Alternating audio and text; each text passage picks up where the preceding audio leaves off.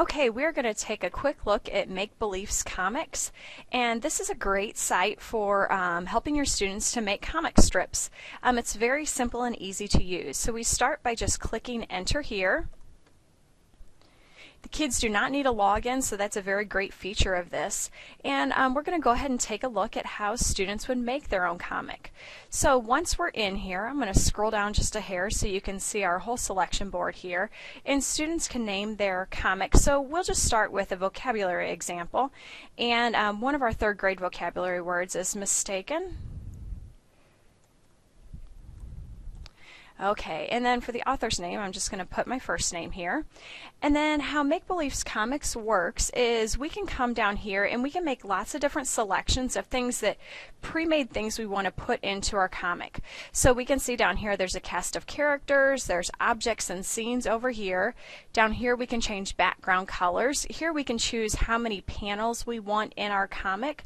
So we might have 2, 3, or 4 panels within it. We can put prompts within those panels, thought balloons, and talk balloons.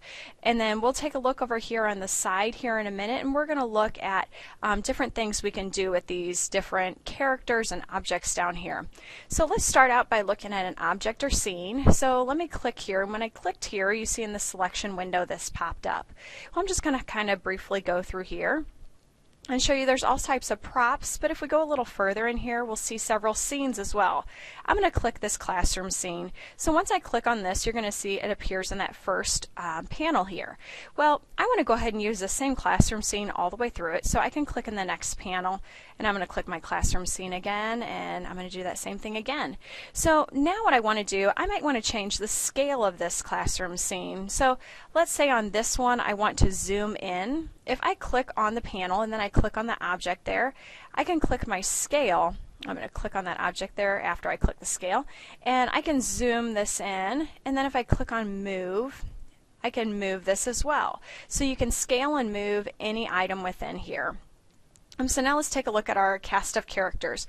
I can just scroll through to view the different characters, and then one of the things you'll find is when you click on a character, let me go ahead and do that here, they will have several different emotions of that character when you get within there.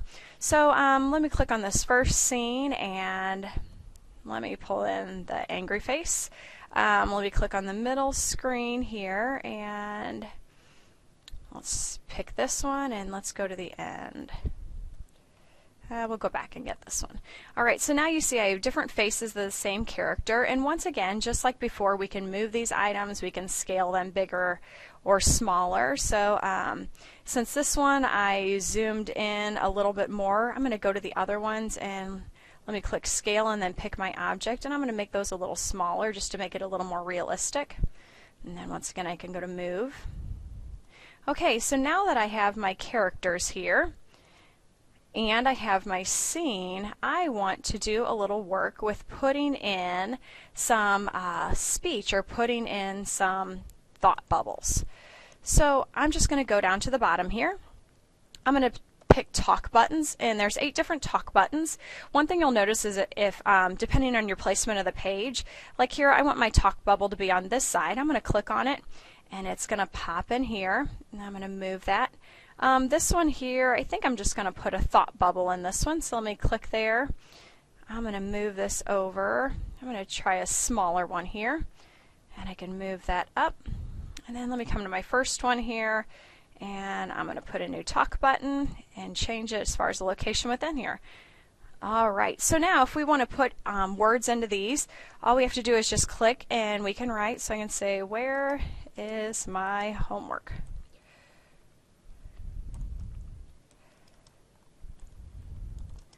Someone stole it. Let me come here. Wait. My locker was locked. I must have misplaced it.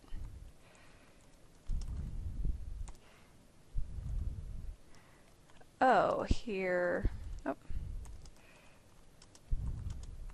Oh, here it is. I better get to class.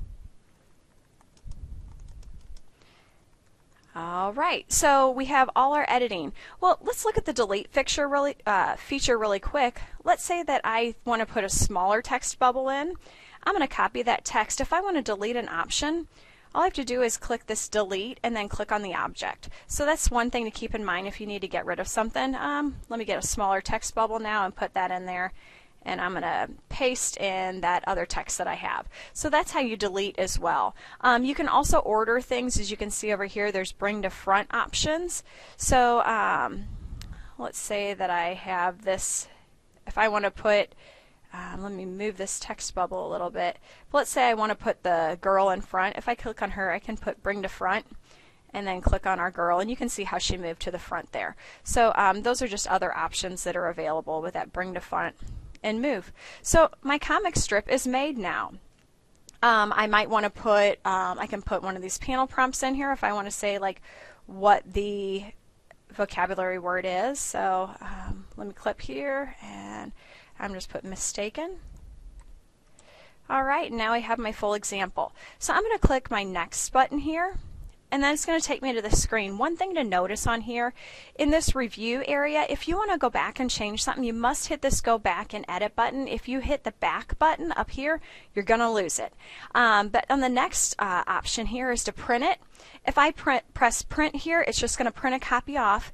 But another way to use this is to use the email feature. So I can say this is from Maria and my email address. And then you could have students just email it to you and put that right here in the send email to your email address, and then email the comic to you, which is another way you can get that from them. So this is in a nutshell how to make a comic with MakeBeliefsComix. But this site has more to offer as well. If you come down here and you look at the bottom, right here is the Create Comics, which we used, but next there's teacher resources, lesson plans, special needs. So this is for our special needs students, as well as free printables. So don't forget to check out these as well. It has pre-made lessons using this, lots of resources, how this can be used for special needs students of all types. And then here are printouts as well that cover a multitude of different topics. So like for instance writing, and we can have a change the ending or whatever type of prompt or activity you'd like for your students. So this is once again in a nutshell MakeBeliefsComix, and I hope this helps you to implement Make Beliefs in your classroom.